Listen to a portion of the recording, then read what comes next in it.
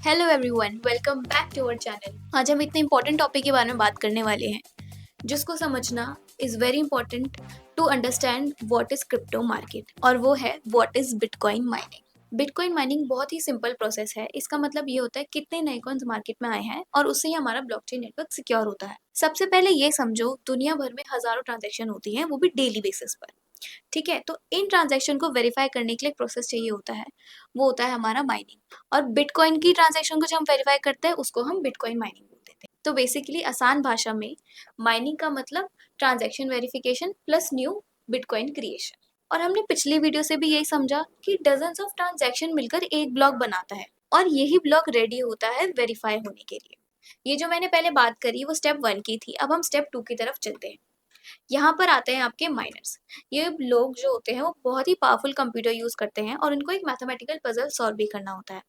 जो सबसे पहले मैथमेटिकल पजल सॉल्व कर लेगा उसको एक रिवॉर्ड मिलता है, जो कि होता है न्यूली क्रिएटेड बिटकॉइन।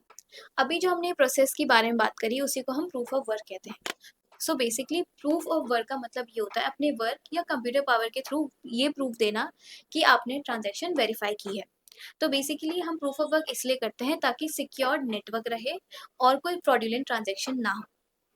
अब चलते हैं स्टेप 3 की तरफ, यानी जब आपका जो ब्लॉक है वो ब्लॉकचेन पर ऐड हो जाता है। Once the block is verified, आप उस ब्लॉक को कभी भी डिलीट नहीं कर सकते, ये फॉरएवर इम्यूटेबल है।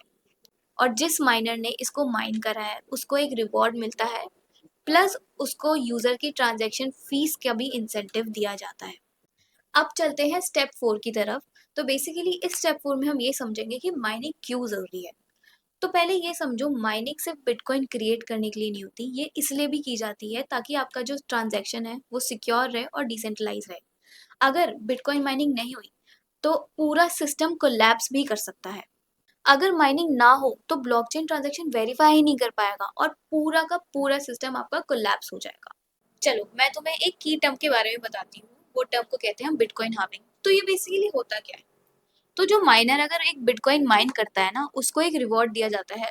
वो रिवॉर्ड पहले था 50 बिटकॉइन पर ब्लॉक, बट हर 4 साल में ये हाफ होता रहता है। इसी को हम बिटकॉइन हार्विंग कहते हैं। करंटली जो प्राइस चल रहा है, यानी करंटली जो बिटकॉइन माइन करने का प्राइस है वो है हमारा 3.125। और हाँ, एक इंटरेस्टिंग फैक्ट के बारे में भी सुनते जाओ।